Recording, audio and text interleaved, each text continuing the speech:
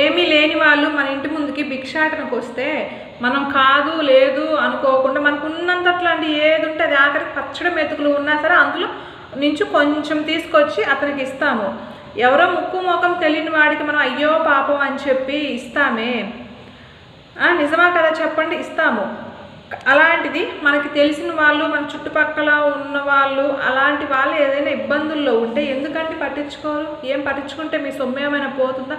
మీరు ఏదో కోర్టులో ఏదో దానం చేయాల్సిన అవసరం లేదండి. కష్టంలో ఉన్నప్పుడు ఎలా ఉన్నావు అని ఒక్క మాట అడిగితే అదేనండి కోర్టులతోటి విలువ. అంతకు మించి వాళ్ళు అంత సంతృప్తి పడతారు, వాళ్ళకి అంత క్యూర్ అయిపోతారు అనుకుంటారు.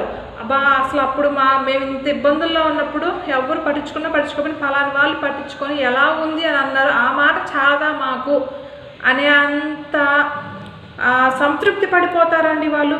మీరేదో మీరు మీకు ఉన్నది ఏదో తీసుకొచ్చి ఇవ్వాలి.